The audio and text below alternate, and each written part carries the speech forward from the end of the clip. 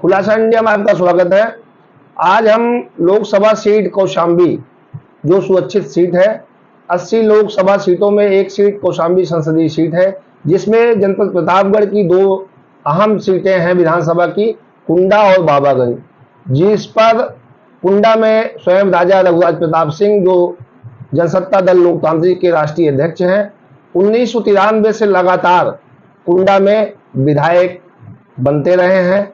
और पहले सीट थी बिहार, अब उसका 2009 के बाद नाम पड़ा बाबागंज।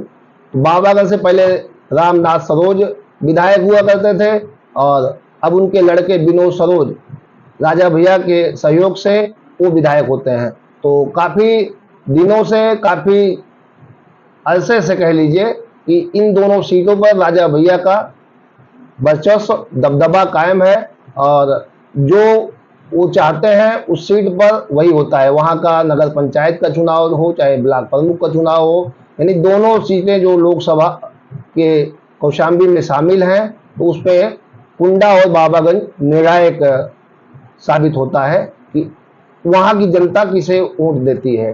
तो लोकसभा क्षेत्र की कुंडा और बाबागंज में आज गृह मंत्री, भारतीय जनता पार्टी के जो स्टार प्रचारक हैं, भारतीय जनता पार्टी के चाणक्य कहे जाते हैं, अमित शाह जी का आज वहाँ जनसभा थी और नायर देवी के पास हीरागंज में ये जनसभा थी। और इस जनसभा होने से पहले ये कयास लगाए जा रहे थे कि राजा रघुराज प्रताप सिंह, जो जनसत्ता दल लोकतांत्रिक के राष्ट्रीय अध्यक्ष हैं, ये 3 मई को बेंगलुरु में अमित शाह से मुलाकात किए थे और राज्यसभा चुनाव में भारतीय जनता पार्टी के उम्मीदवार को इन्होंने और विनोद सरोज ने अपना वोट दिया था, जिससे वो राज्यसभा के सांसद निर्वाचित हुए थे। तो ये कोई पहला मामला नहीं है कि राजा भैया जनसत्ता दल या निर्दलीय रहते हुए भारतीय जनता पार्टी का समर्थन किया,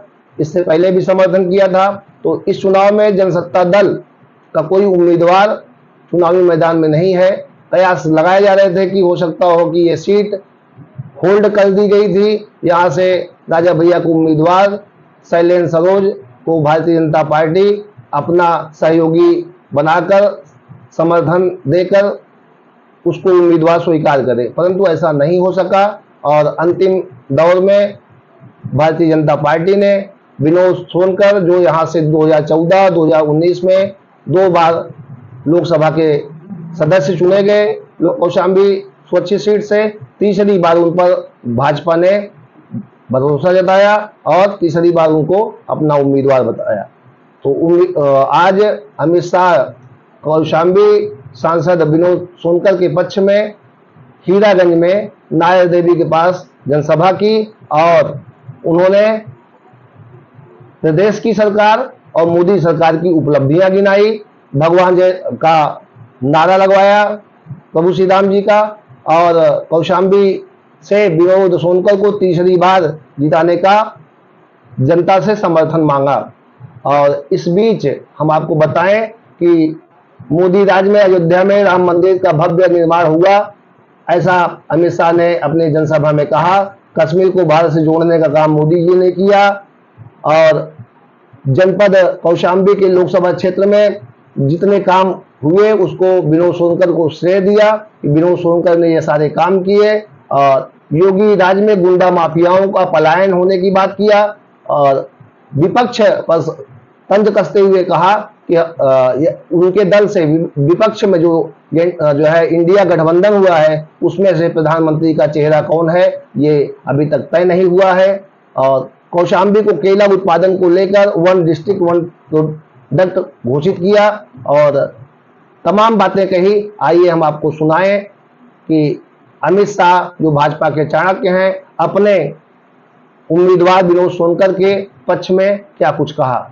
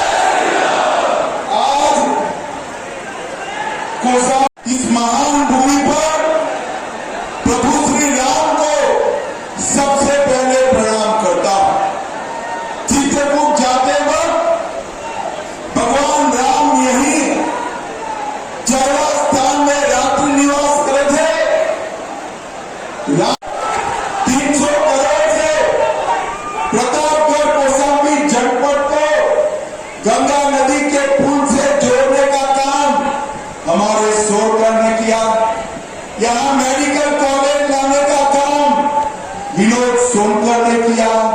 50 बेड का नया अस्पताल बन रहा है, उसको लाने का काम विनोद सोनकर ने किया। 47